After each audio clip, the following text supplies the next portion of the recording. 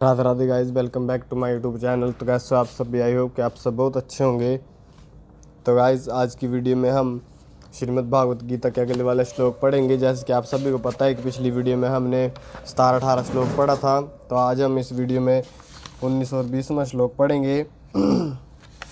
तो गाइस अभी चलते हैं वीडियो की तरफ। इससे श्लोक पढ़ने से पहले हम सबसे पहले भगवान विष्णु जी का ध्यान कर लेते हैं, जैसे कि हम हर रोज़ करते हैं।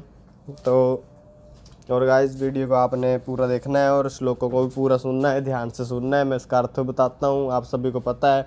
और गाइस ये पता है कि ये तीसरा अध्याय चल रहा है। तीसरे अध्याय का अभी नाम कर्मयोग है और अभी हम 19-20 श्लोक पढ़ेंगे आज। और इसके टोटल श्लोक 43 है। शान्ताकारं भुजगशयनं पद्मनाभं सुरेशं विश्वाधारं गगनसदृशं मेघवर्णं शुभांगं लक्ष्मीकान्तं कमलनयनं योगिभिर्ध्यानगम्यं वन्दे विष्णुं भवभयहरं सर्वलोकैकनाथं।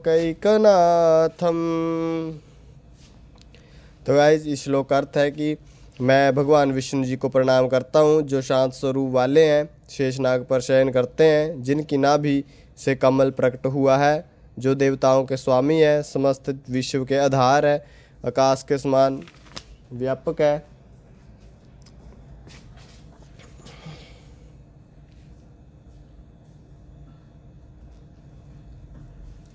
मेघ के समान श्याम वर्ण वाले हैं, लक्ष्मीपति है, कमल जैसे नेत्रों वाले हैं, योगियों द्वारा ध्यान में प्राप्त किए जाते हैं और संसार के भय को दूर करने वाले हैं।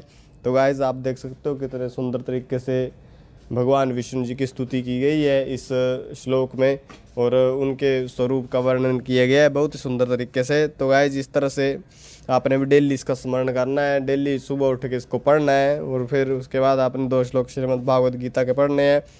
तो अभी चलते हैं श्लोकों की तरफ। ओम श्री परमात्मने नमः। श्रीमद् भागवत गीता अथ तृतीयो अध्यायः।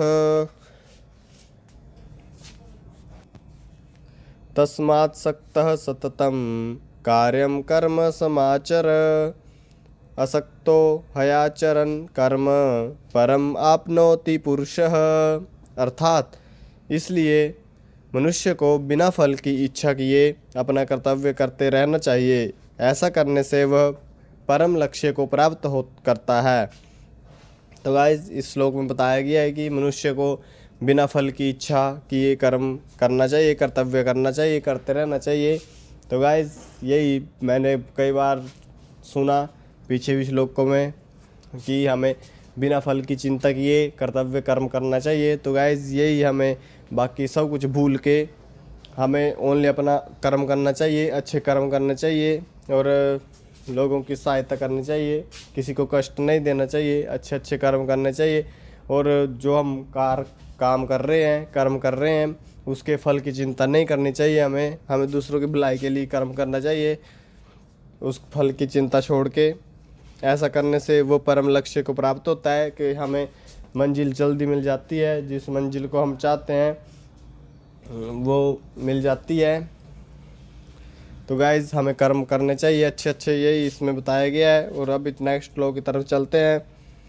कर्मणैव हि संसिद्धिम अस्थिता जनकादयः, लोक संग्रह में वापी संपश्यन कर्तुमहर्षि। अर्थात राजा जनक जैसे महापुरुषों ने भी कर्म करके ही सिद्धि प्राप्त की, इसलिए लोगों के कल्याण के लिए भी कर्म करना चाहिए। तो गाइस इस श्लोक में बताया गया है कि जो राजा जनक थे उन जैसे महापुरुषों ने भी कर्म करके सिद्धियां प्राप्त की, इसलिए लोगों के कल्याण के लिए कर्म करना चाहिए। मेन बात गाइस यही है कि हमें अच्छे कर्म करने चाहिए, लोगों के हित के लिए भी कर्म करना चाहिए, फल की चिंता नहीं करनी चाहिए कि किसी से हमें स्वार्थ प्राप्त हो, कि किसी के लिए तब भी कर्म करें कि हमें उससे लाभ हो, ऐसा नहीं करना चाहिए। हमें दूसरों के लिए कर्म करना चाहिए। अपने लिए हमें ये नहीं सोचना चाहिए कि इसमें हमारा स्वार्थ है तो तभी वो काम करना। हमें ऐसे भी लोगों के हित के लिए